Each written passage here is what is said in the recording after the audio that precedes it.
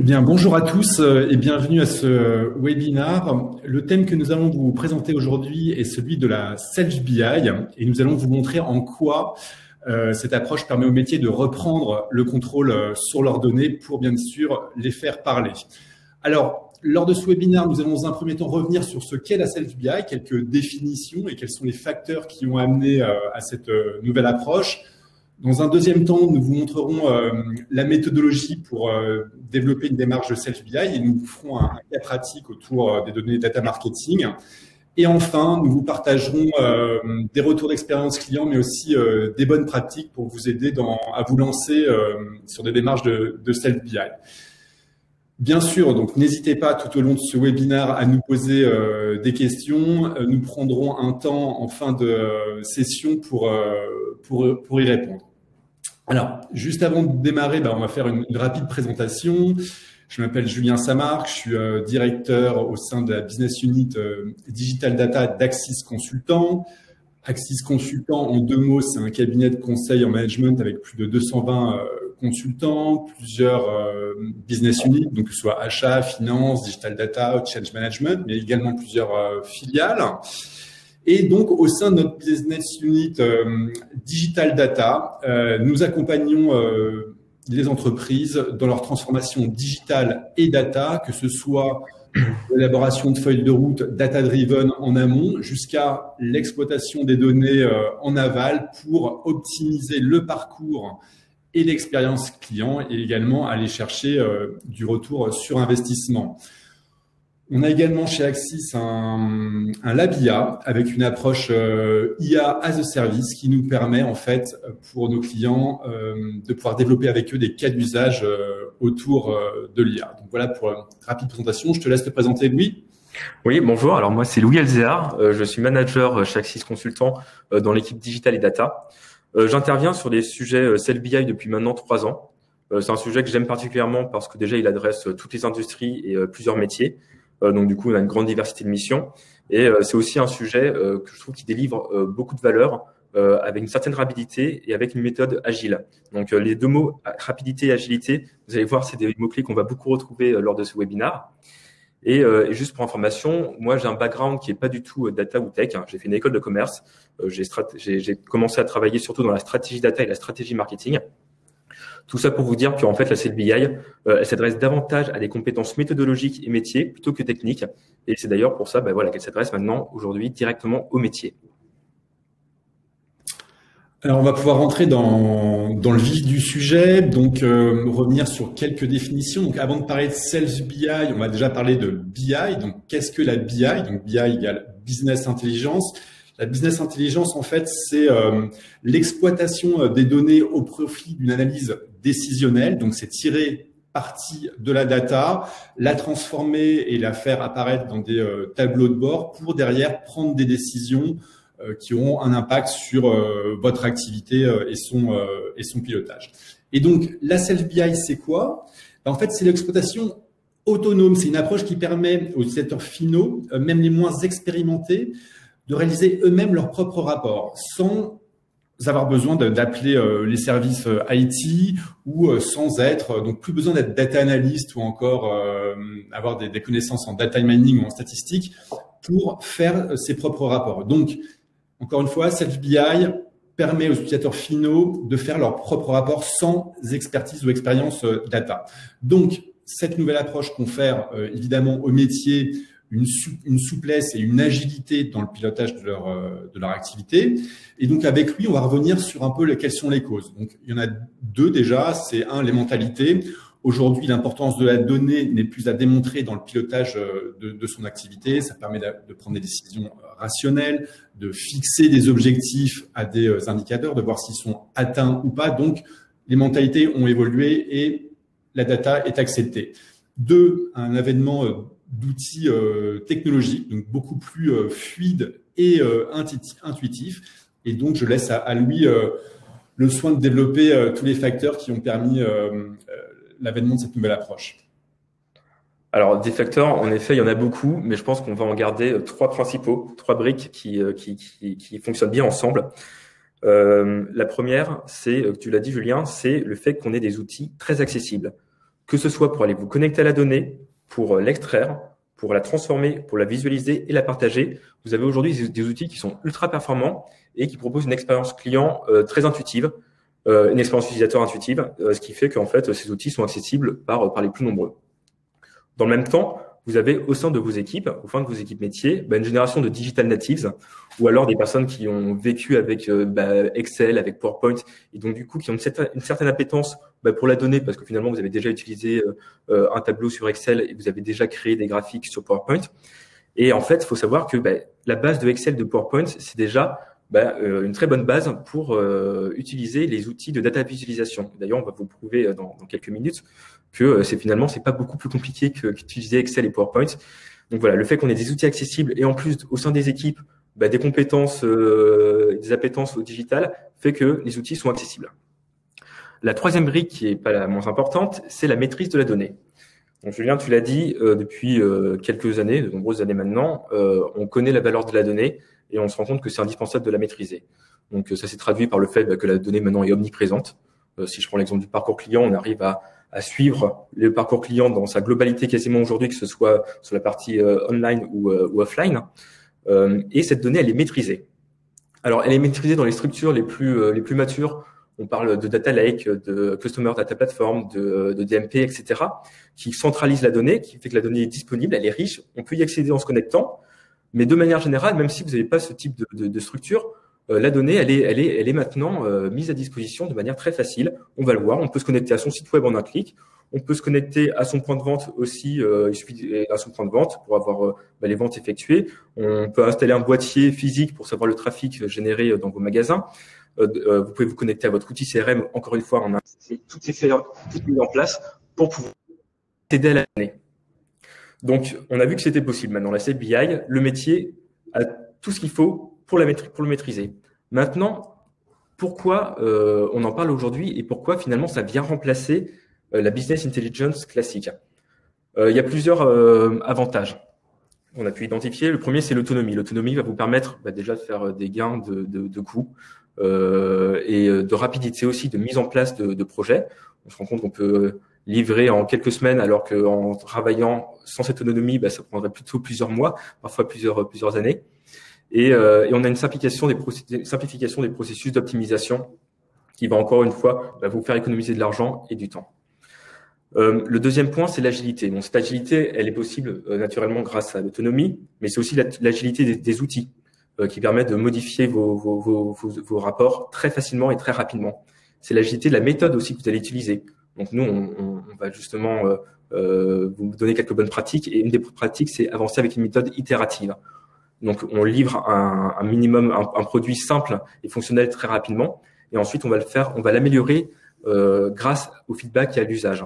Donc, ça va vous permettre d'avoir un outil bien plus pertinent. Cette agilité, elle vous donne aussi une capacité d'adaptation et de réactivité. Et ça, on en remarque les bénéfices particulièrement cette année, enfin aujourd'hui, où on a un contexte économique et sanitaire qui fait que du jour au lendemain, toutes vos priorités changent. Vous n'avez plus les mêmes objectifs. Votre parcours client, lui aussi, peut totalement évoluer parce que vos magasins ferment. Donc, du coup, vous allez davantage pousser un nouveau parcours de e-commerce que vous n'aviez pas avant, par exemple. Donc, voilà. Donc, cette agilité, elle est très importante et on se rend compte que dans un monde qui évolue très vite, avec des technologies qui évoluent très vite, c'est important d'avoir cette agilité. Et ça stimule aussi l'innovation puisque vous faites évoluer vos produits par rapport à vos besoins et ça va faire naître naturellement de nouveaux enjeux et ainsi stimuler l'innovation. Le troisième avantage, c'est qu'on a des produits qui sont davantage orientés utilisateurs. Donc, vous avez des tableaux de bord qui sont designés par vous et pour vous. Donc, naturellement, on rentre dans l'ultra-personnalisation. On a aussi de la simplicité parce qu'on se focalise sur vos enjeux en évitant d'avoir les éléments polluants qui ne vous servent pas. Donc, on a une simplicité aussi dans les rapports. Et à la fin, on a forcément un message plus pertinent qui vous permet de prendre des décisions. Et un autre avantage qu'on a identifié, c'est l'acculturation à la donnée par vos équipes. On se rend compte que le fait d'avoir des dashboards, ça vous permet de créer des interactions entre les équipes, se réunir autour d'une même table ou autour d'un même écran partagé. Ça marche aussi pendant le télétravail et je pense que c'est un outil qui est encore plus pertinent pendant le télétravail. Le fait de pouvoir se réunir autour d'images et réunir les équipes. C'est un stimulateur de prise de décision parce que vous permettez à vos équipes d'avoir des éléments tangibles entre les mains qui vont leur permettre de prendre des décisions sur des faits avérés. Et donc, du coup, c'est plus facile, par exemple, d'aller titiller son agence média si on a des chiffres sous la main. Et donc, du coup, on se rend compte aussi qu'on a une définition de la stratégie qui sera davantage tournée vers la donnée. C'est-à-dire que vous mettez à disposition des équipes des outils qui leur permettent de suivre leur performance. Naturellement, quand on va prendre une nouvelle décision, qu'on va lancer un nouveau projet, on va fixer des objectifs sur ces indicateurs qui sont disponibles et qu'on arrive à suivre. Et enfin, le dernier point que je trouve très important, c'est la satisfaction. Parce que moi, je me suis toujours rendu compte dans mon travail, mais je pense que c'est le cas de tout le monde, c'est quand vous voyez le résultat visuellement de votre travail, c'est toujours un côté satisfaisant, surtout quand le résultat il est bon.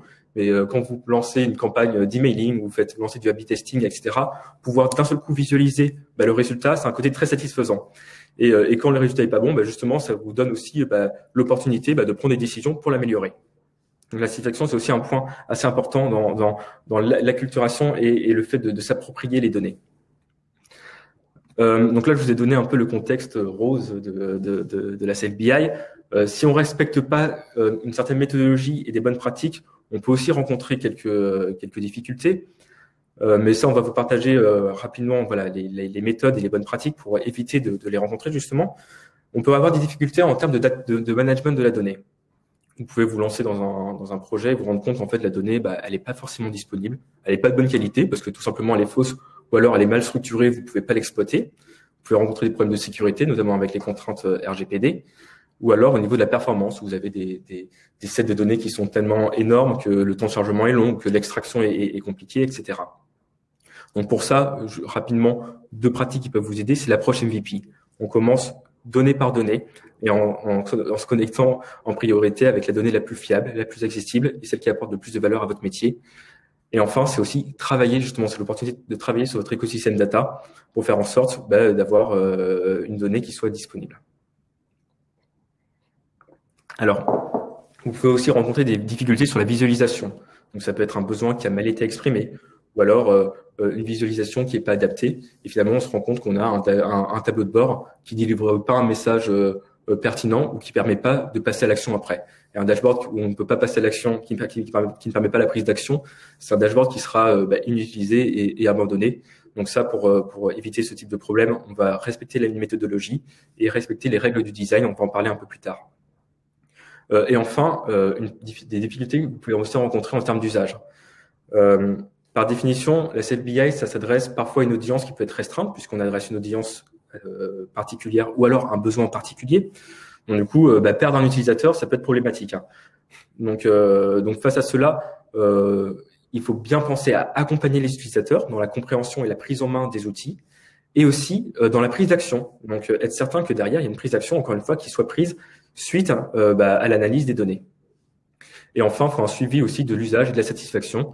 Et ça, tout ça, ça va aussi nous permettre de collecter du feedback pour pouvoir améliorer le produit. Mais Julien va vous donner un peu les grandes lignes là de la méthodologie et on va vous donner quelques éléments. Oui, bien évidemment, comme tout projet, en fait, il est nécessaire d'avancer par étapes.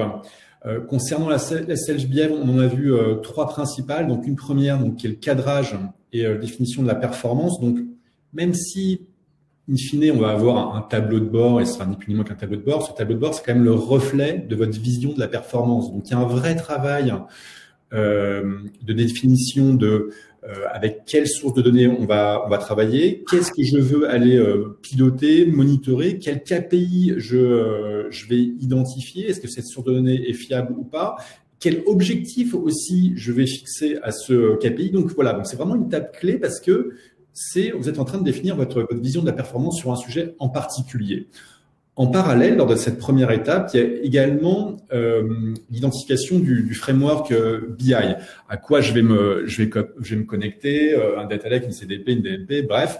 Avec quelle solution de data vise je vais travailler. Donc là, il faut être pragmatique. Soit il y a des solutions en place, soit on va en fonction des contraintes et des spécificité du client, identifier la meilleure solution avec lui. On est complètement agnostique par rapport à ça.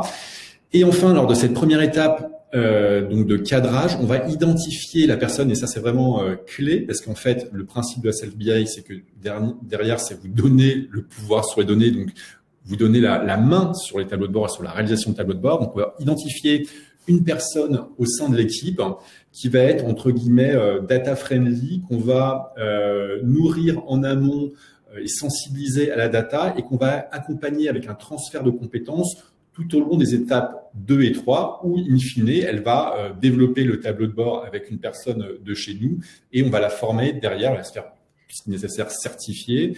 On va la former pour qu'elle puisse maintenir les tableaux de manière autonome. Donc voilà, ça c'est vraiment la première étape, c'est définir en fait le scope du projet. Et je vais laisser à Louis le soin de détailler la deuxième.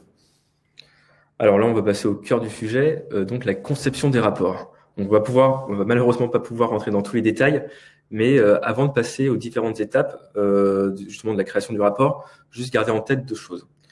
Pendant ces étapes, on aura besoin de 3 compétences clés, donc à réunir autour d'une même table.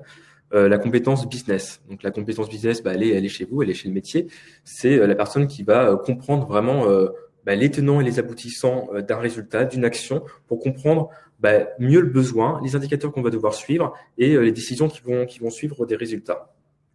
La deuxième connaissance, c'est la connaissance data. Encore une fois, on n'a pas besoin d'être expert, mais c'est comprendre l'écosystème dans lequel on évolue, savoir les indicateurs, où on peut aller les chercher, dans quelle source de données, chez quel partenaire, etc. Et savoir quelle data on peut faire, on peut croiser et faire parler entre elles. Et l'autre compétence qui est importante, c'est la compétence design. Et on l'a vu un peu plus tôt, et je vais vous le prouver aussi là dans quelques minutes, c'est qu'on n'a pas besoin d'être un designer, c'est plutôt avoir la bonne méthodologie. Donc, je vais vous en parler rapidement. C'est cette méthodologie qui est particulièrement intéressante. La deuxième chose, on vous recommande aussi d'avancer en méthode agile, notamment avec une approche MVP. Donc, MVP, c'est Minimum Viable Product. En fait, l'idée, c'est de créer un produit fonctionnel et très simple, très rapidement. Donc, au lieu d'avoir tout de suite un objectif long terme et auquel on va construire brique par brique, on va construire quelque chose de fonctionnel rapidement, qu'on va faire évoluer petit à petit, notamment grâce à l'usage et les feedbacks qu'on va collecter des utilisateurs. Si on passe aux différentes étapes, donc c'est une approche itérative, donc ça veut dire qu'on a une boucle qu'on va répéter plusieurs fois. Cette boucle, nous, de manière générale, on l'a fait en quelques jours, notamment en début de projet, où on a envie d'avancer rapidement, et ensuite, selon le besoin et l'utilisation, cette boucle évolue. On passe de toutes les semaines à tous les mois, ou voire tous les trimestres. Je vais voir rapidement avec vous les différentes étapes, et on va se lancer un défi, c'est de faire une boucle en quelques minutes avec une démo sur un outil de visualisation, mais rapidement, on va quand même regarder les différentes étapes.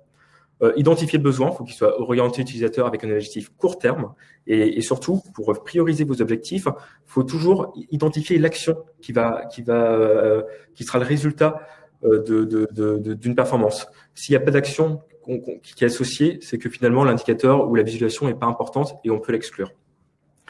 La deuxième étape, c'est explorer la donnée. Donc, grâce à Julien et à la première étape de cadrage, on a notre écosystème. On va prioriser selon la valeur que ça apporte au métier, la disponibilité, la fiabilité, etc.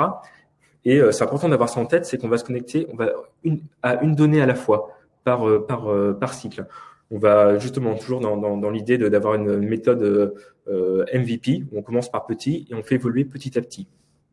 Et ça va vous éviter aussi de vous perdre dans une trop grosse charge de travail. Ensuite, la sélection des indicateurs. On va aller sélectionner nos indicateurs. Nous, on appelle ça les master KPI. Ce sont les indicateurs qui sont partagés par tous et qui sont indispensables pour avoir un référentiel qui soit commun à toutes les équipes et aux différents départements qui vous entourent.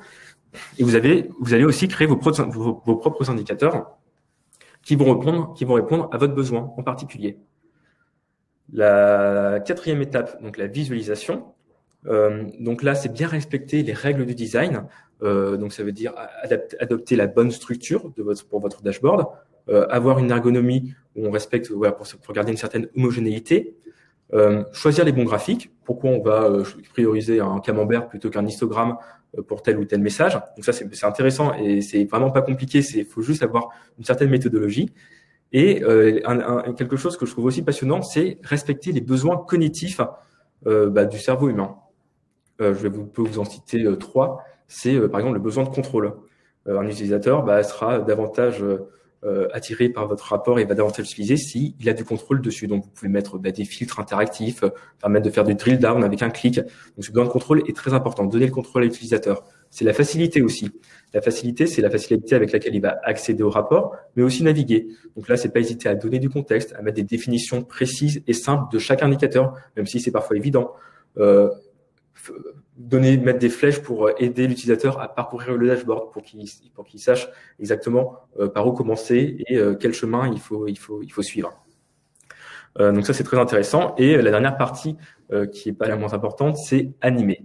Animer, c'est on élargit l'audience, on crée des moments de partage, soit en se réunissant une équipe autour de la table, ou alors en envoyant de manière automatisée vos rapports tous les lundis pour que chacun soit au courant de ce qui s'est passé la semaine précédente. Et tout ça va permettre en fait de créer de l'usage, de collecter du feedback, et on va pouvoir recommencer notre boucle avec un besoin qui sera affiné. Et de nouveau, on explore la donnée, on sélectionne les KPI, on visualise. Et voilà, l'idée c'est de commencer petit et on fait monter en force le rapport.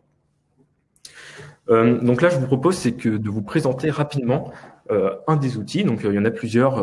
Vous connaissez peut-être Tableau Software, Power BI. Alors ici, on va vous montrer Google Data Studio. Ils fonctionnent à peu près tous de la même manière, mais l'idée c'est de vous montrer que voilà, ces outils sont accessibles et que finalement, alors la boucle que je viens de vous présenter, on l'a fait généralement plusieurs jours. Là, on va la faire en quelques minutes, donc on va faire quelque chose de très simple. Je vous propose qu'on aborde plutôt les données d'un site web, parce que tout le monde est à l'aise avec ça, et par souci de simplicité. Imaginons que je sois responsable de la performance digitale d'une marque. Moi, mon objectif, c'est d'assurer la visibilité de la marque en ligne, de mesurer l'audience que j'arrive à qualifier et le nombre de leads que j'arrive à générer. Donc rapidement, ici, on a notre outil. Je vais vous présenter, dans le menu, on peut ajouter de nouvelles données, créer des graphiques. Donc là, vous voyez que si vous avez déjà utilisé Excel ou PowerPoint, vous êtes plutôt familier avec ce type de graphe. On peut ajouter des photos, du texte. C'est du drag and drop, donc il n'y a rien de plus simple. Et des formes.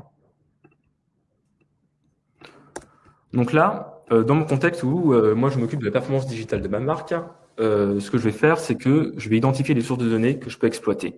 Donc ça peut être des données médias, d'investissement média, ça peut être des données de référencement sur Google ou sur Bing par exemple, des données forcément de mon site web, de mes comptes sociaux, ou alors du traitement de mes leads, donc mes données CRM. Donc ici, dans notre exemple, on va se connecter à Google Analytics de mon site. Donc ça se fait en 2 clics. Et une fois que vous êtes connecté à votre Google Analytics, on va ensuite sélectionner les indicateurs. Donc pour cela, alors on va faire un exemple, on va créer un graphique. Et là tout de suite, on va voir nos indicateurs qui s'affichent à droite de l'écran. Donc les indicateurs Google, vous les connaissez peut-être, vous avez les sessions, etc. Dans notre exemple, imaginons que nos master KPI, donc ils sont partagés par l'ensemble des équipes et qu'on retrouve dans le management de la performance générale, on a mes sessions. Donc je vais sélectionner mon indicateur session. On a aussi la génération de mes leads qui ont été générés en ligne. Donc là, ici, moi je l'ai appelé formulaire complété. Donc là, c'est important aussi d'avoir la maîtrise de la donnée pour savoir le nom des indicateurs et où on peut les retrouver. Donc disons que voilà, nos master KPI, ils sont là. Maintenant, moi, ce qui m'intéresse, c'est de mesurer aussi la qualité de mon trafic. Donc pour ça, je peux aller chercher des données qui sont davantage ciblées à mon besoin. Donc imaginons que ce soit le nombre de pages par session, ça peut être toujours intéressant pour savoir si on a une audience qui est plutôt engagée ou pas. Et on peut aussi créer des indicateurs qui n'existent pas. Donc en l'occurrence, moi, ce qui peut être intéressant, c'est de savoir combien de formulaires ont été complétés par session pour savoir si mes sessions sont engagées ou pas et si mon audience va jusqu'au bout du tunnel et va créer un lead. Donc pour cela, on rentre dans la source de données. On va créer un nouveau champ. On va appeler taux de leads générés. La formule, on sera sur le volume de formulaire complété, on l'a ici, divisé par le volume de session. J'enregistre mon indicateur. on va voir s'il a bien été créé. Taux de lead généré, il est là. On va juste préciser qu'il s'agit d'un taux, donc d'un pourcentage. Et on est bon. On a créé notre nouvel indicateur. Donc là, c'est une formule très simple. On peut en faire des plus complexes si on veut catégoriser, si on veut aller chercher des éléments très précis. Et là, ici, on va retrouver notre indicateur qui s'est ajouté à notre source. Alors, on va créer un nouveau graphique là.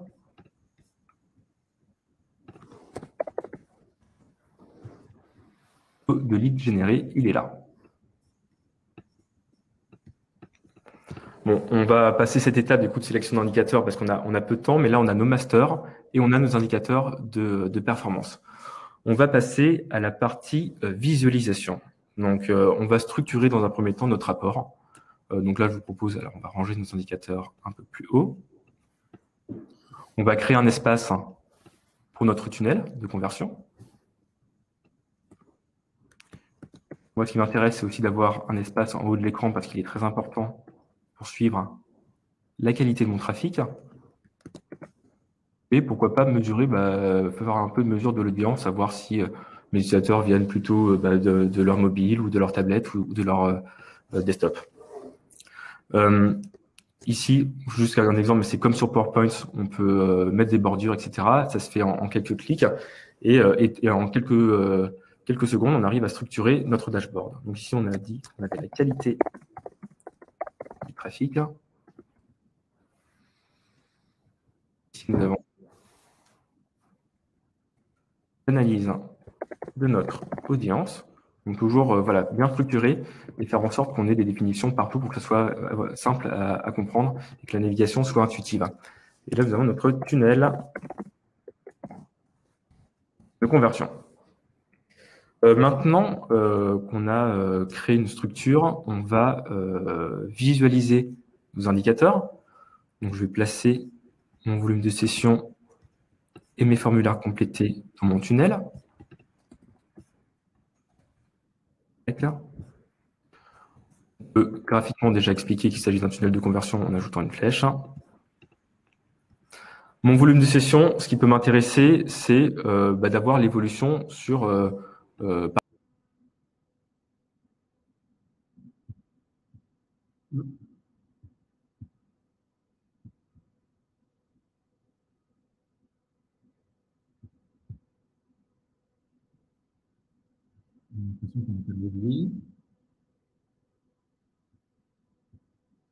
Super, désolé pour ce contretemps.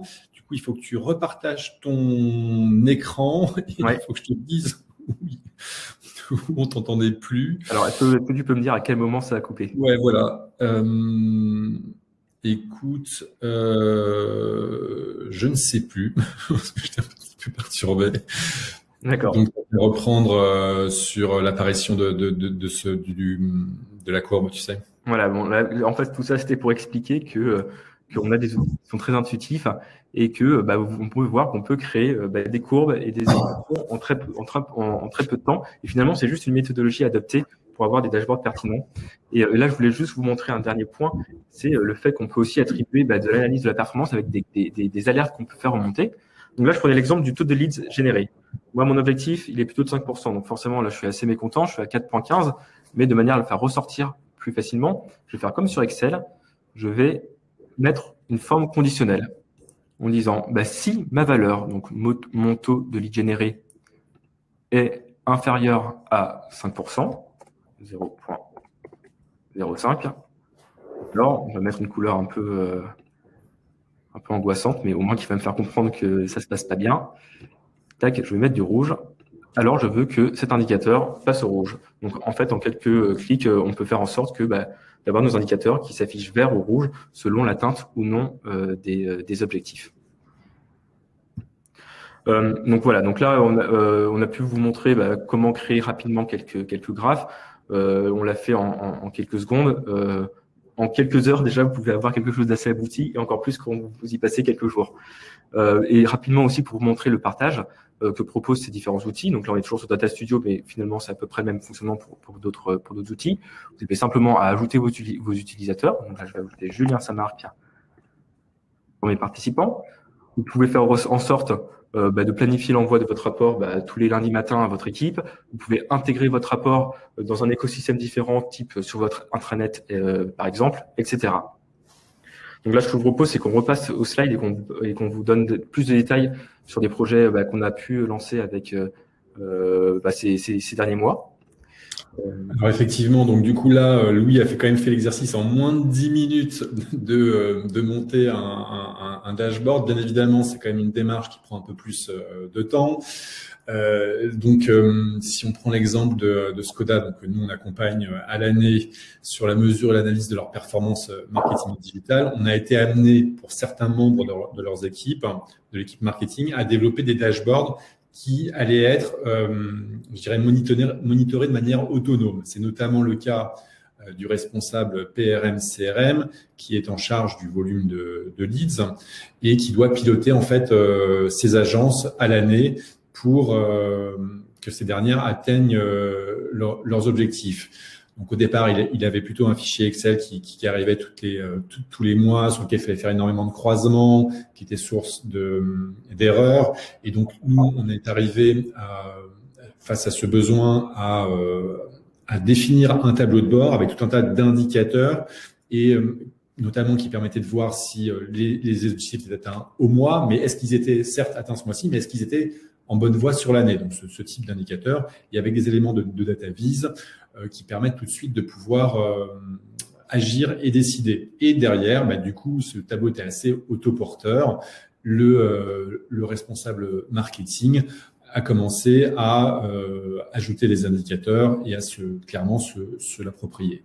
Donc, on le fait également sur, donc là, Skoda, on les accompagne à l'année, mais on arrive aussi sur des missions assez spot sur un sujet en particulier, faire un funnel, traquer un funnel de vente ou là, dans le cadre de Dolce & Gabbana, c'est la licence parfum de Shiseido. Là, c'était sur des données sales. Quels étaient les volumes de vente sur la zone IMIA, en online, en offline, par distributeur, et donc tout ça aussi par rapport à des données de marché. Donc là, c'était vraiment une intervention sur un tableau en particulier. Bien évidemment, nous, on est complètement agnostique sur les solutions et notamment je pense notamment au tableau de bord responsive Decathlon qui a été fait sous tableau par Louis. Oui, exactement. Oui. Decathlon, c'est un cas assez intéressant. C'était un gros projet, donc les accompagner pendant un an pour mettre en place ces tableaux et pour valider aussi la robustesse du projet et donc du coup, on les accompagnait pendant un an pour créer des tableaux sur format mobile pour suivre la performance de des communautés de sportifs, donc à la fois suivre leur satisfaction, les ventes générées en ligne, les ventes générées en magasin, etc. Et dans l'objectif que Decathlon s'approprie le sujet et puisse avoir leur propre rapport et les développer à l'ensemble des vendeurs. Et donc du coup, l'intérêt pour eux de s'approprier le sujet, c'est que vous n'avez pas forcément, vous avez des coûts de maintenance limités, surtout quand vous avez beaucoup d'utilisateurs, et des coûts de licence aussi limités. Alors, plus que des retours d'expérience sur certains de nos clients, là, comme vous avez pu le voir, on souhaitait vous partager des bonnes pratiques pour vos propres projets. Donc, on a pu, nous, au fil de notre expérience, identifier des quick wins et des bonnes pratiques un peu indispensables pour le succès de vos projets self-BI. Ouais. Alors c'est vrai que oui, on a peu de temps, donc ça peut être c'est frustrant de ne pas pouvoir vous raconter toute l'histoire. Mais si vous devez repartir avec quelques bonnes pratiques, on en a sélectionné quelques-unes. Et si vous voulez vous lancer demain, voilà, gardez peut-être ça en tête. La première bonne pratique, c'est make it live. Ça sonne mieux en anglais, je suis désolé. L'idée, c'est visualiser vos données en direct quand c'est possible, parce que c'est l'objectif même de la business intelligence, c'est de prendre des décisions. Et prendre des décisions dans le présent, c'est mieux que dans le passé. Et si c'est pas possible, justement, c'est le bon moment de travailler votre écosystème pour pouvoir collecter de la donnée live. Deuxième bonne pratique, soyez agile. On l'a vu, en ayant un outil fonctionnel très rapidement, vous collectez du feedback et vous créez un outil sur mesure basé sur votre usage et c'est ce qui vous permettra d'avoir l'outil le plus pertinent et qui sera aussi qui va donner aussi beaucoup d'agilité, surtout dans le contexte que j'avais évoqué, dans le contexte actuel où on a besoin de cette agilité pour s'adapter à l'environnement. Troisième bonne pratique, donner du contexte. Donc ça, c'est très important dans l'expérience de vos utilisateurs, qu'ils aient la globalité de l'histoire et qu'on soit pas uniquement focalisé sur une activité. Ça va permettre d'avoir plus de pertinence et plus de transparence aussi dans votre analyse. Et ça vous permettre aussi de croiser vos données et de trouver et d'identifier de nouveaux enjeux. La quatrième bonne pratique, c'est faites parler l'artiste qui sommeille en vous. On n'a pas besoin d'avoir des compétences design énormes et je vous l'ai montré, c'est tellement accessible que c'est pas nécessaire. Mais en revanche, adoptez une méthodologie qui vous permette d'avoir de beaux dashboards. Et vos dashboards, s'ils sont beaux, ils seront utilisés et partagés. Définissez vos objectifs. Donc, quand on n'a pas encore un accès à la donnée, on ne voit pas l'intérêt d'attribuer des objectifs. Donc, on se met à suivre des indicateurs. On a des courbes d'évolution, mais qui ne vous apprennent pas grand-chose. Donc, ce qu'on vous recommande, c'est très rapidement définissez des objectifs qui vont vous permettre quotidiennement de comparer vos résultats et vos objectifs et d'identifier des anomalies et ainsi prendre des décisions. Une autre recommandation, c'est test and learn. Tester pour apprendre. Je vous l'ai montré, on est sur un outil où en quelques secondes, on peut essayer de nouveaux graphiques, créer des formules, catégoriser vos champs en créant de nouvelles formules.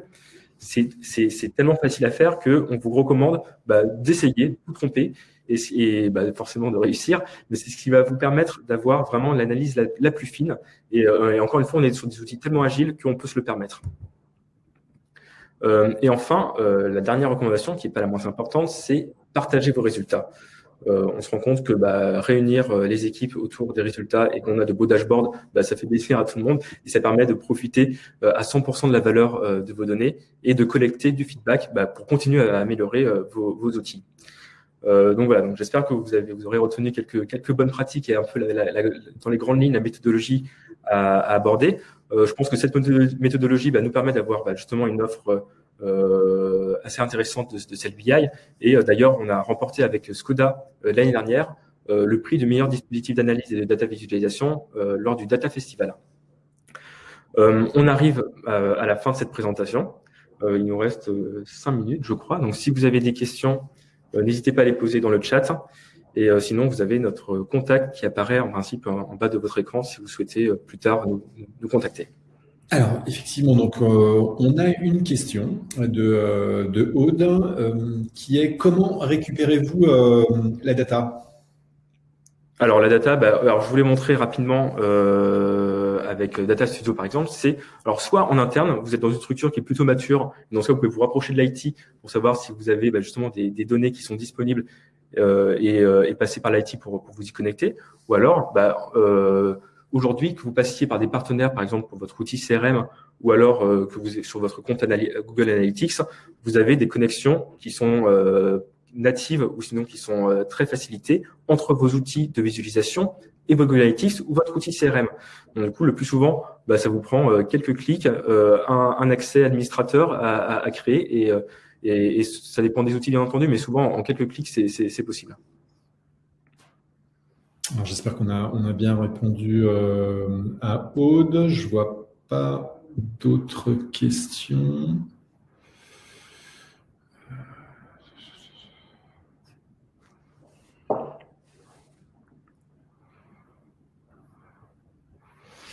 Je ne vois pas d'autres questions pour le moment. Écoutez, nous, on était ravis de vous présenter en quelques mots, en quelques minutes, ce que c'est que la Self BI. Donc, n'hésitez pas, si vous le souhaitez, avoir plus d'informations, pour obtenir plus d'informations, à nous contacter en direct, puisque vous pouvez télécharger cette présentation et figure à la fin nos coordonnées. Et on serait ravis de prolonger la discussion avec vous sur des points peut-être plus précis offline. Ah, attendez, je crois que comment mixer des datas réelles sur web, objectif. Alors, une autre question. Comment mixer des datas donc réelles sur web et objectifs sur Excel, donc des données. Alors, ça c'est un très bon point puisqu'on le fait pour tous nos clients. Vous avez sur vos outils une possibilité de merger deux sources de données. La seule condition, c'est d'avoir un élément commun et un indicateur commun. Donc, si je prends l'exemple du web, vous aurez sur votre Google Analytics vos sessions et un champ date. Si sur votre Excel, vous avez un champ date, donc une colonne date et une colonne objectif session, vous n'aurez qu'à merger ces deux sources de données, donc merger le Google Analytics et vos objectifs qui sont sur votre Excel, dire que les champs date doivent communiquer entre eux et comparer vos deux métriques, et vous aurez la comparaison de vos objectifs par rapport aux sessions réalisées. Et bien entendu, vous pouvez aussi créer des formules pour savoir le pourcentage réalisé par rapport à l'objectif, etc. Donc ça, je voulais pas montrer parce que on n'a pas eu le temps de tout vous montrer, mais oui, il y a bien sûr une possibilité de faire parler deux sources de données différentes à partir du moment où elles partagent une dimension et un indicateur commun. Et de surcroît, en fait, il y a beaucoup de tableaux de bord où toutes les données ne sont pas 100% automatisées. Donc, dans certains tableaux de bord, on est amené à remplir manuellement certaines données. Ouais. Après, les objectifs, ils sont souvent définis, ils sont de temps en temps définis en début d'année, donc splittés soit par semaine ou par mois. Et donc cela, ça demande pas énormément de travail puisque vous avez juste à les rentrer une fois ou à plugger votre tableau Excel. Et on est là dans un contexte où avec nos clients, on a dû modifier les objectifs parce que quand vous avez un contexte sanitaire qui est pas évident, ces objectifs changent. Mais c'est très rapide et facile puisque vous avez accès à la source de données, vous changez vos objectifs et bien entendu, ça se mettra à jour immédiatement sur votre dashboard. Alors, on a également une question à laquelle on a plus ou moins répondu, mais apparemment pas suffisamment. Faut-il avoir un background technique pour réaliser les tableaux? Alors, non, il faut pas de background technique. Je pense que vous partez déjà avec un bel avantage. Si vous savez utiliser Excel, si vous savez créer un histogramme ou un camembert, c'est une bonne base. Mais le background n'est pas du tout nécessaire. Et en fait, un peu de formation vous permet de très vite maîtriser l'outil. Alors, il faut garder en tête que ces outils, vous pouvez faire beaucoup de choses de manière très intuitive. Après, bien entendu, si vous voulez rentrer et aller beaucoup plus loin et notamment coder avec du SQL, vous pouvez aussi, mais c'est pas indispensable, notamment dans les sujets self-BI où vous vous concentrez sur un besoin. C'est pas forcément nécessaire. Donc, les outils sont très accessibles et les fonctionnalités, on va dire, les plus basiques qui, je pense, permettent de répondre déjà à beaucoup de questions sont accessibles par tous. Alors après, juste pour compléter, donc nous, effectivement, on accompagne nos clients dans cette montée en puissance sur la Self BI. Et donc, du coup, tout ça se fait de manière graduelle. En fait, si vous voulez, au départ, il y a une sensibilisation. Derrière, il y a des formations. Il y a des formations pratiques, des certifications. Donc, du coup, là, effectivement, si vous souhaitez être seul, vous pouvez vous aider grâce à des tutos sur le web. Mais voilà, nous, en tout cas, on accompagne nos clients certaines directions sur ces sujets en particulier. Et donc, du coup, voilà, vous êtes cadré du début à la fin et à la fin, vous êtes 100% autonome. Alors, je vois pas d'autres questions. Il nous reste 45 secondes, donc on n'est pas trop mauvais sur le timing. Donc, écoutez, on vous remercie d'avoir été présent à ce webinaire en début de semaine. J'espère que la Self BI est un élément qui est une approche qui est plus claire pour vous aujourd'hui. En tout cas, c'était le but de notre webinaire. Et écoutez, on vous souhaite une bonne continuation et peut-être à bientôt pour d'autres webinaires. Merci beaucoup. Bonne semaine. À bientôt. Au revoir.